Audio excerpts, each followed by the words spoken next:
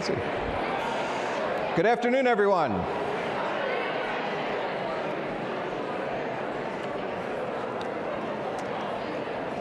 All right, well, we're going to get started with this afternoon's programming. I'm Jason Tyszko, Vice President of the U.S. Chamber of Commerce Foundation, and what I'm here to talk to you about is our Talent Pipeline Management Initiative. You know, when we began back about 5 years ago in this very room, we had released a white paper. And this white paper offered a new vision for how we could address the skills gap. And what we had called for was to start leveraging lessons learned from supply chain management, but now apply them to human capital systems. And why? Because we know that we are in an economy that competes on talent, but employers were having a very difficult time finding the talent they needed to compete and succeed in today's economy. And at the time, we were tracking a wide variety of numbers, but we know over half of companies were unable to fill open vacancies. Those vacancies were staying open for longer periods of time than ever before. And we know that nearly half of companies were unable to take on new business, with the primary reason being they didn't have the human capital to do so. So we knew something needed to be done, and employers needed to play a role. But we needed to solve this employer engagement problem, because for too long, we were asking other people to solve this problem for us, and we were getting suboptimal results. Instead, we rolled our sleeves up and said, we need to develop a solution based on industry's own best practices for how we could reimagine and reinvent employer leadership in the education and workforce space. So when we released this white paper in this very room, we said it's time to move towards a talent supply chain approach.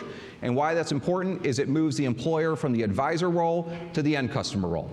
And we think that fundamentally changes what employer engagement and leadership looks like, how employers work together, organize their information, and then share that information with their preferred talent providers, whether they're hiring external talent or for promoting talent from within. We called it Talent Pipeline Management, or TPM for short. And at the time, we put out a call to action to say, we have this idea, we want to move beyond the metaphor, we want to actually start implementing talent supply chain practices. Who wants to learn with us? Who are the ready and the willing? And at the time, we had 7 networks stand up to say, we want to be part of this initial experiment. We want to learn with you, we want to learn with our peers, we want to actually explore what this talent supply chain movement is all about. And as we went through those pilots over the course of a year, we learned from them, and we continued to publish our learnings to the community. And from there, by the time we got around to 2016, we said, well, how do we scale this? You can't go from pilot to scale. What's the mechanism by which we get these talent supply chain practices in more people's hands, in front of employers more, and we get more people learning together? How do we build a network of TPM practitioners constantly learning and innovating together via this system? So we decided to create an academy of our own. We called it the TPM Academy, and we pilot tested it in 2016 with 3 cohorts, where we brought communities of practitioners together from chambers of commerce, economic development organizations, sector-based associations, and others. We had workforce boards there. And we said, let's implement this TPM system, an end-to-end talent management process. We produced a curriculum. We produced software tools that aggregated employer data that came directly from the source, that visualized it, that empowered employers to make better decisions about how they partner with organizations to source talent for the most critical occupations on which their competitiveness depends. Several years later, we have been proliferating these academies, and I'm happy to say that since the initial set of 7 pilots in 2015, we are now in 29 states and Canada, and we are growing. And we have trained over 250 organizations and practitioners around the country. So we are proliferating these talent supply chain practices. It's no longer a wonky idea in a white paper. It's no longer just this small network of pilot partners, but it is a growing movement. We're getting better every day. We just released yesterday the newest version of the TPM curriculum. We're always getting feedback from our peers on how we can shape it and make it better, and we know it works.